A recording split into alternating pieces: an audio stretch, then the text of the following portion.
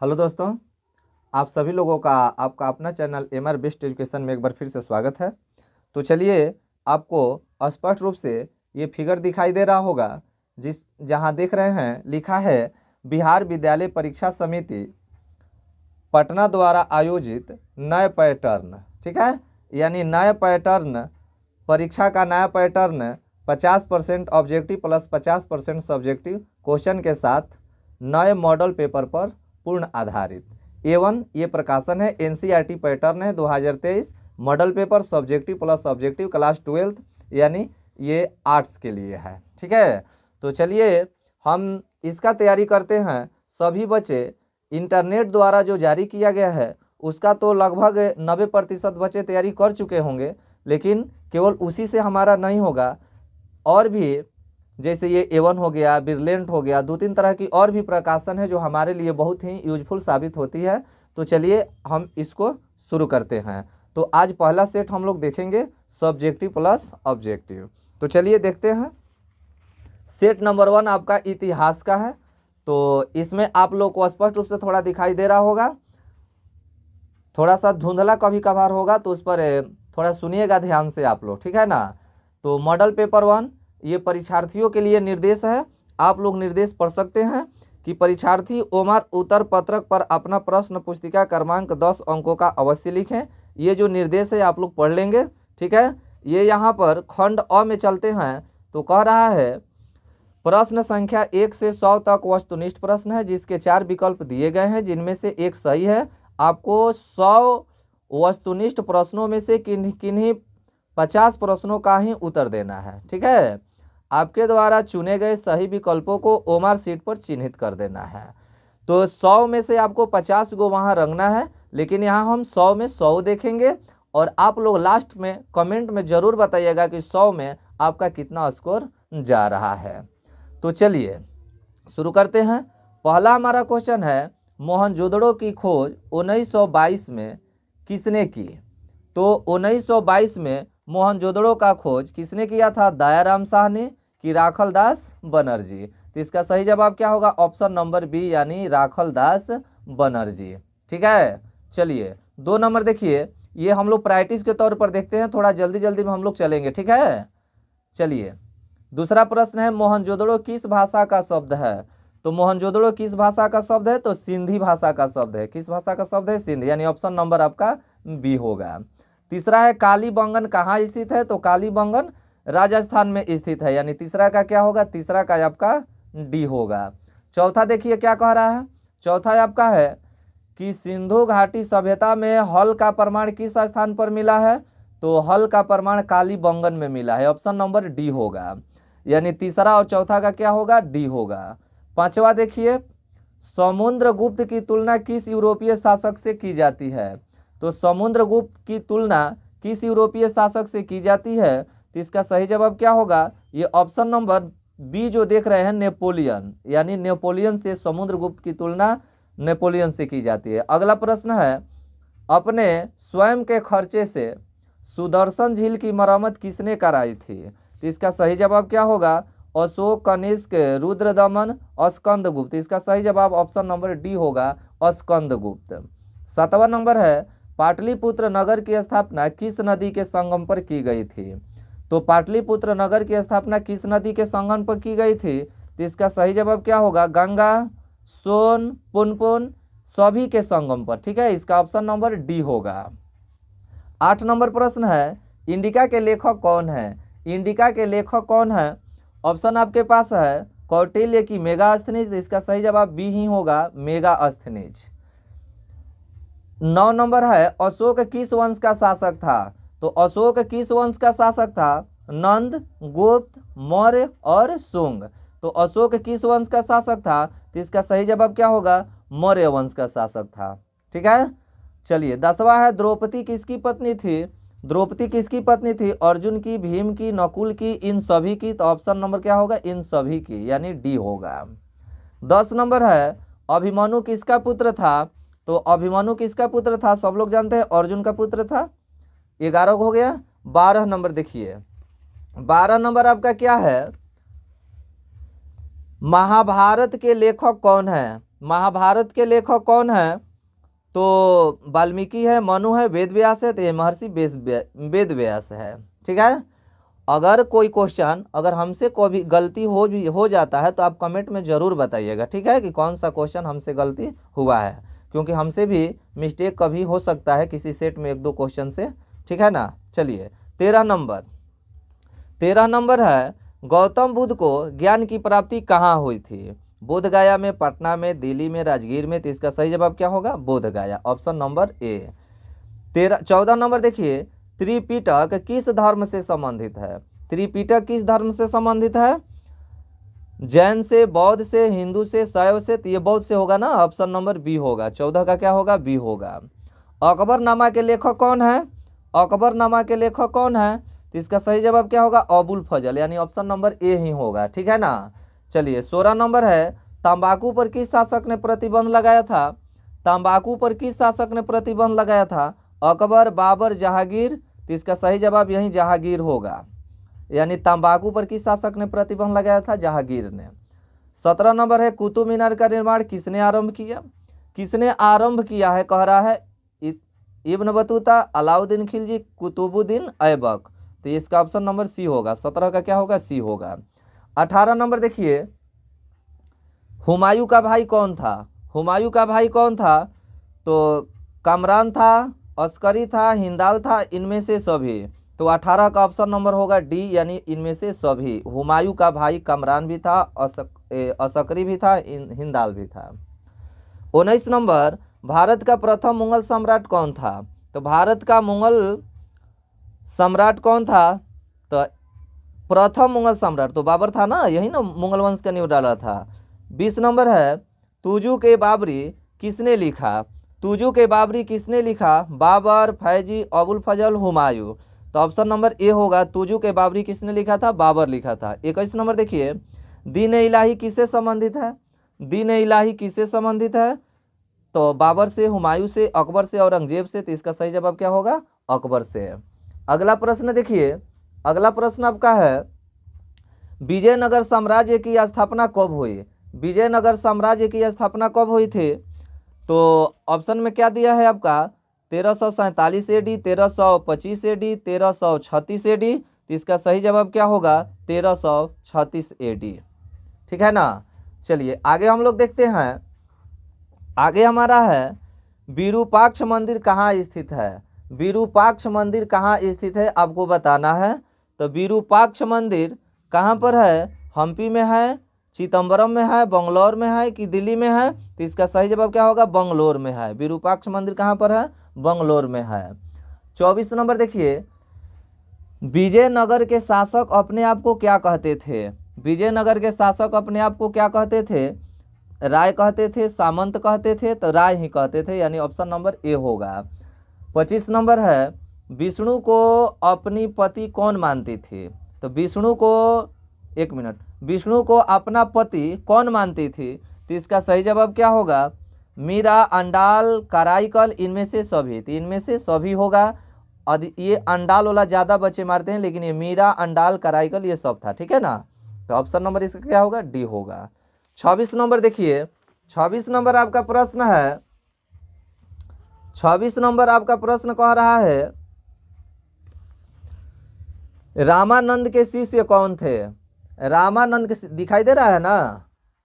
थोड़ा सा आप लोग एडजस्ट करेंगे, ठीक है।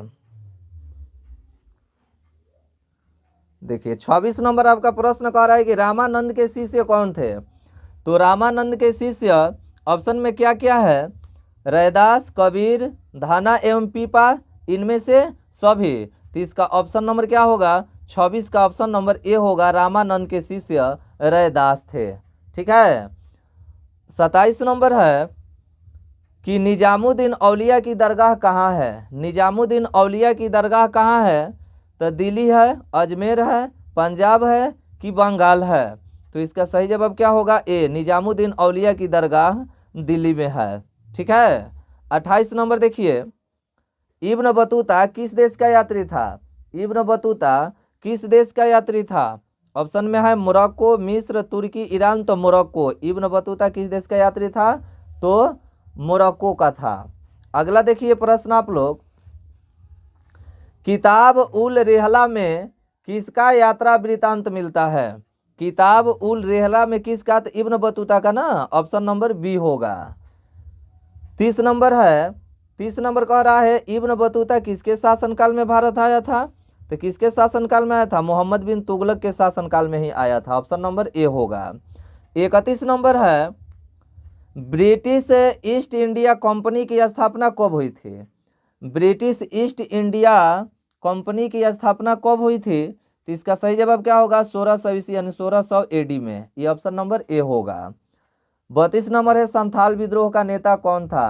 तो संथाल विद्रोह का नेता कौन था? तो इसका सही जवाब क्या होगा 32 का? सिद्धू एवं कान्हू ना, हाँ यही होगा, सिद्धू एवं कान्हू, यानी ऑप्शन नंबर आपका ए होगा। ऑप्शन नंबर क्या होगा? ए होगा। चलिए आगे देखिए 33 नंबर महालबाड़ी बंदोबस्त व्यवस्था को किसने लागू किया था? तो महलबाड़ू को किसने लागू किया था? मार्टिन वर्ड, बुकानन, रीड, इनमें से सभी। रीड होगा, इसका क्या होना होगा? रीड। 34 है उल गुलान विद्रोह का नेता कौन था? उल गुलान विद्रोह का नेता कौन था? दिया है सिद्धू, चितर सिंह, गोमधुर कुंवर, बिरसा मुंडा। इसका सही जवाब क्या होगा? बिरसा मुंडा। दामिन कोह क्या था? दामिन कोह क्या था? दामिन कोह क्या था? भूभाग था, तलवार था, जानवर था, इनमें से कोई नहीं। तो 35 का ऑप्शन क्या होगा? 35 का ऑप्शन नंबर ए होगा। ठीक है। 36 नंबर है बिहार में 1857 के विद्रोह का नेता कौन था? तो बिहार में 1857 का नेता कौन था? दिया है राजेंद्र प्रसाद, दिलीप सिंह, श्री कृष्ण सिंह, इनमें से कोई नहीं। तो इनमें से कोई नहीं है। 37 नंबर है रानी लक्ष्मीबाई को और किस नाम से जाना जाता है? रानी लक्ष्मीबाई को और किस नाम से जाना जाता है? छबीली, मनु, मणिकर्णिका, इनमें से सभी, ये सभी नाम लक्ष्मीबाई का ही है। 38 है 1857 के विद्रोह को किसने प्रथम भारतीय स्वतंत्रता संग्राम कहा है? मैंने किसने प्रथम भारतीय स्वतंत्रता संग्राम कहा है? तो इसका सही जवाब क्या होगा? कार्ल मार्क्स, बीडी सावरकर, यानी बीडी सावरकर ने 1857 के विद्रोह को प्रथम भारतीय स्वतंत्रता संग्राम कहा है। चलिए 39 नंबर है 1857 की क्रांति आरंभ हुई थी। तो कब आरंभ हुई थी? तो 10 मई को। ऑप्शन नंबर ए होगा। 40 नंबर है कलकत्ता में अंग्रेजों के किला का नाम क्या था? तो कलकत्ता में अंग्रेजों के किला का नाम बताना है तो फोर्ट विलियम किला था। क्या था? Fort William. आगे देखिए भारत को राजधानी कलकत्ता से दिल्ली कब स्थानांतरित किया गया?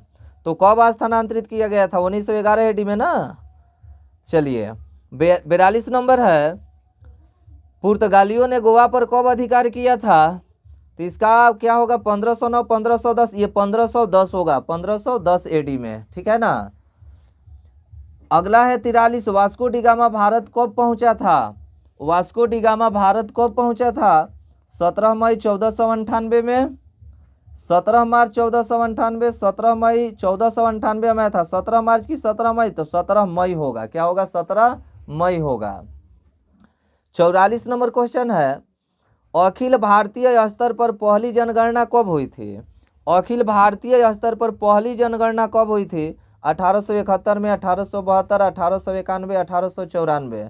तो ये होगा 1872। क्या होगा? 1872। आगे महात्मा गांधी की आत्मकथा किस भाषा में है? तो महात्मा गांधी की आत्मकथा किस भाषा में है? तो अंग्रेजी में है, शायद अंग्रेजी में ही है महात्मा गांधी की आत्मकथा। महात्मा गांधी दक्षिण अफ्रीका से भारत कब आए थे? तो दक्षिण अफ्रीका से भारत कब आए थे? तो ये ऑप्शन नंबर सी होगा, 1915 एडी में आए थे। 47 नंबर प्रश्न है चंपारण सत्याग्रह का संबंध किस राज्य से है? तो इसका सही जवाब क्या होगा? बिहार से है। चंपारण सत्याग्रह बिहार से संबंधित है। दिल्ली चलो का नारा किसने दिया था? तो दिल्ली चलो का नारा सुभाष चंद्र बोस ने दिया था। ऑप्शन नंबर क्या होगा? ए होगा। चलिए 49 नंबर प्रश्नों की ओर हम बढ़ते हैं। 49 नंबर प्रश्न आपका क्या कह रहा है कि 1917 में, ध्यान दीजिएगा यहाँ, अब 1917 में गांधी जी किसके अनुरोध पर चंपारण गए थे? किसके अनुरोध पर चंपारण गए थे?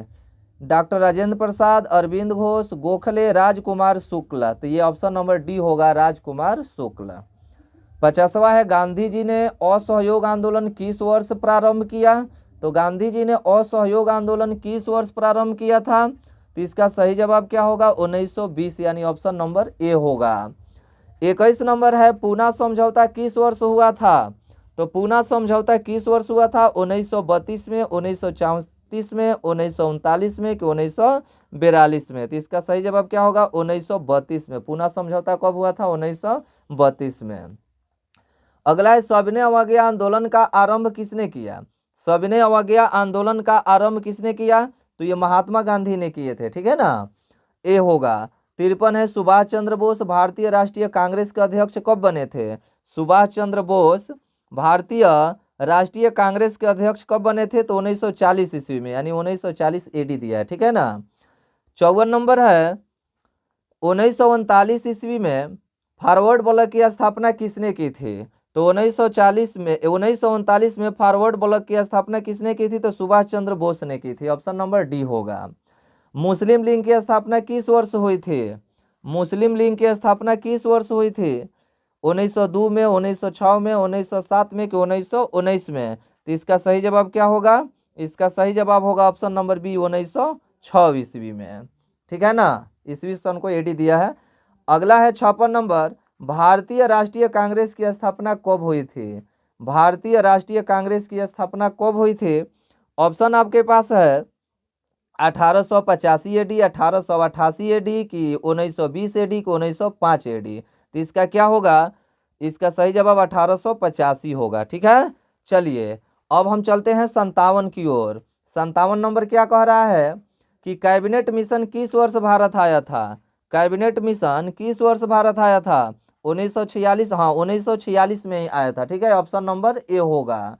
चलिए 58 नंबर देखिए, संविधान सभा की प्रारूप समिति के अध्यक्ष कौन थे? तो संविधान सभा के प्रारूप समिति के अध्यक्ष कौन थे?